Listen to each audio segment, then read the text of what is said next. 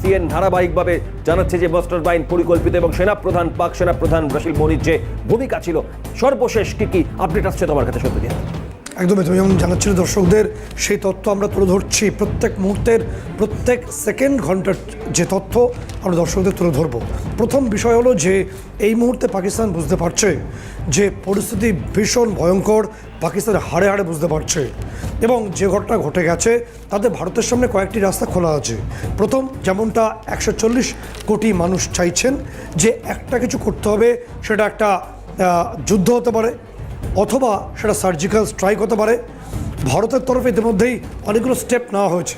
ভালো করে দেখবে যে আমাদের কূটনৈতিক প্রত্যাঘাত হয়েছে ইতিমধ্যেই বিশ্বের তাবর অর্থাৎ চীন, রাশিয়া, আমেরিকা সহ ইসরায়েল সহ 20টি দেশের সঙ্গে আমাদের বিদেশমন্ত্রী এবং অন্যান্য যে বিভিন্ন লেভেল থেকে যে কথাবার্তাগুলো চলছে তাতে একটা বিষয় পরিষ্কারভাবে বলা হয়েছে এই দেশগুলিকে যে পাকিস্তানকে আর্থিক স্যাংশন করতে হবে, আর্থিক নিষেধাজ্ঞা জারি করতে হবে এবং সেই পথে এগোতে হবে।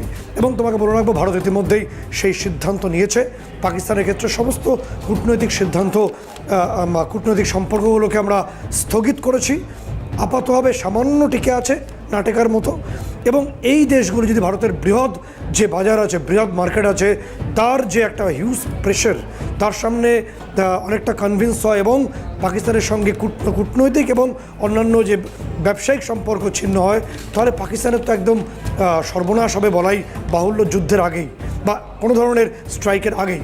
এরপর যে ছবিটা আসছে যে আমাদের তরফে, বায়ুসেনার তরফে এ যাবৎকালে সবচেয়ে বড় মহড়া যে স্পেশাল এক্সারসাইজ শুরু হয়েছে তার নাম আক্রমণ। এই আক্রমণ শুরু হয়েছে, ছবিতে আমরা দেখাবো। তোমাকে বলে রাখার চেষ্টা করব যে রাজস্থান এবং গোয়ালিয়রের, মূলত মধ্যপ্রদেশের যে সেন্ট্রাল কমান্ডের নজরদারিতে শুরু হয়েছে এবং নির্দিষ্টভাবে বৃহস্পতিবার গভীর রাত থেকে শুরু হয়েছে।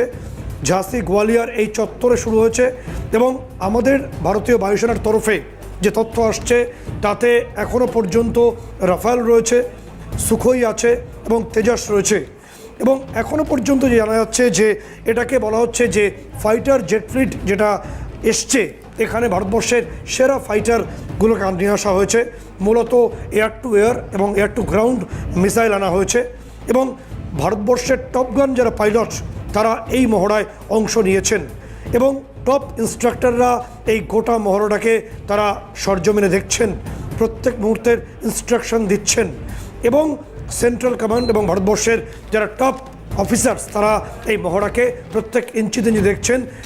এবং যে তথ্য আসছে যে এখান থেকে, কারণ প্রত্যেক মুহূর্তের যে ফাইটার জেটের অবস্থান কখনোই কোনো দেশ জানায় না, প্রায় 65 থেকে 70টি ফাইটার জেট, যে তথ্য আমাদের কাছে পৌঁছচ্ছে যে পাকিস্তানের একদম যে বর্ডার সংলগ্ন আকাশ সীমা দিয়ে তারা এয়ার সার্ভিলেন্স করতে শুরু করে গত রাত থেকেই। এবং তার পাশাপাশি তীব্রভাবে আমরা যে তথ্য আমাদের কাছে পৌঁছচ্ছে যে আমাদের তরফে সামান্য সবুজ সংকেত পেলেই ভারতীয় সেনাপ্রধানের কাছ থেকে বা এই অংশ থেকে আমাদের তরফে যে 2000 কমান্ডো ইতিমধ্যেই যে ওয়েস্টার্ন পার্টে তারা রেডি রয়েছে।